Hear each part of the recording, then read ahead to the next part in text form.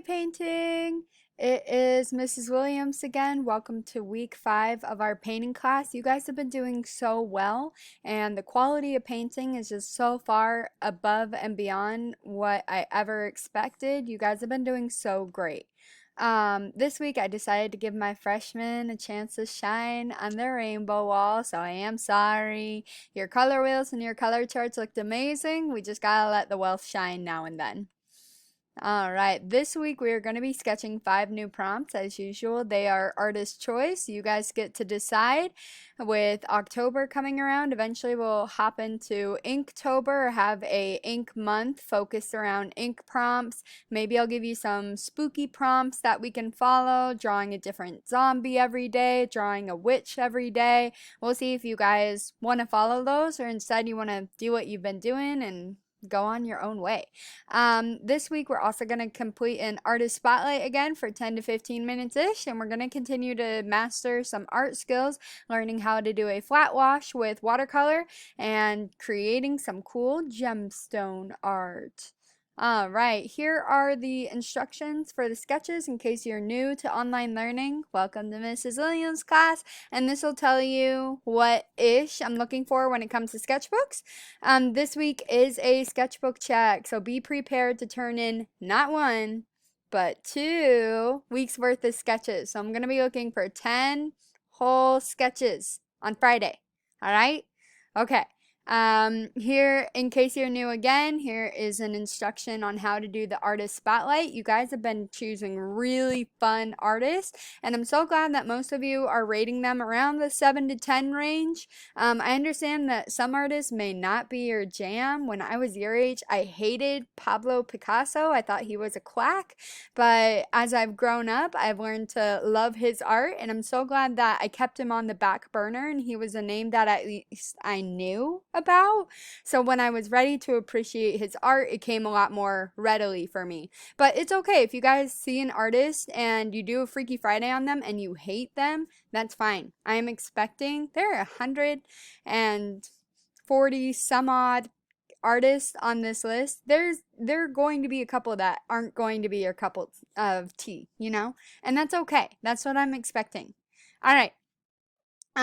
So this week, getting to the fun stuff, we're gonna make some gemstone paintings. Whoop whoop.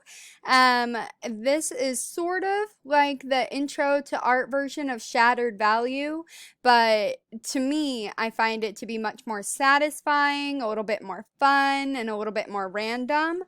And so we are going to be making gemstones by creating a lot of flat washes. Flat washes are areas of pure color going from top to bottom.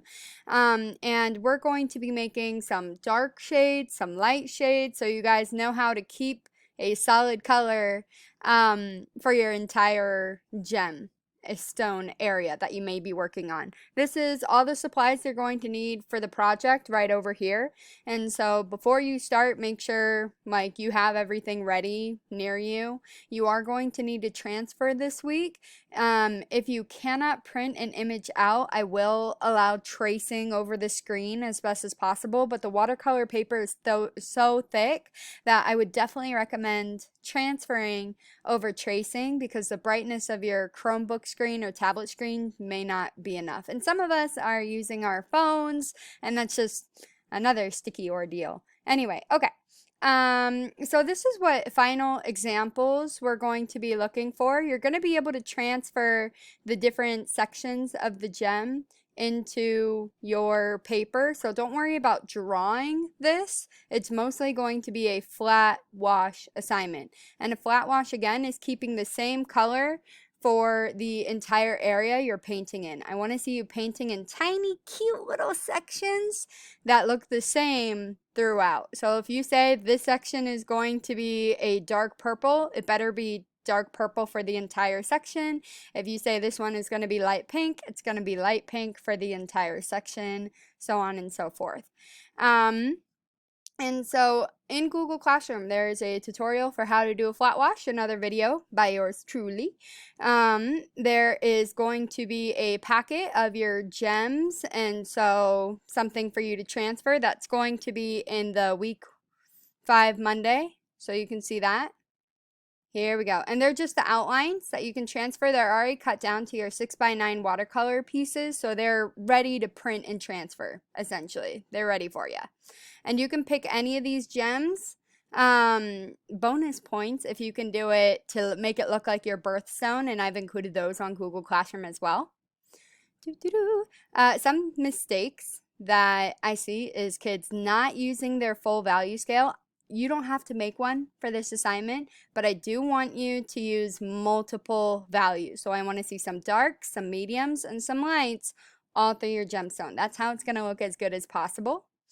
And I want you to be careful about backruns, which are over here.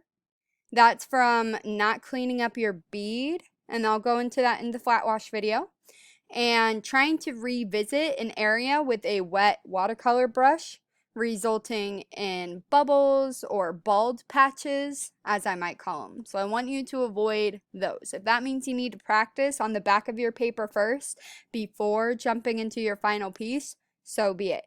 You do not have to turn in a value scale this week. You do have to turn in your finished gem and 2 weeks of sketches. Good luck, guys. I believe in you.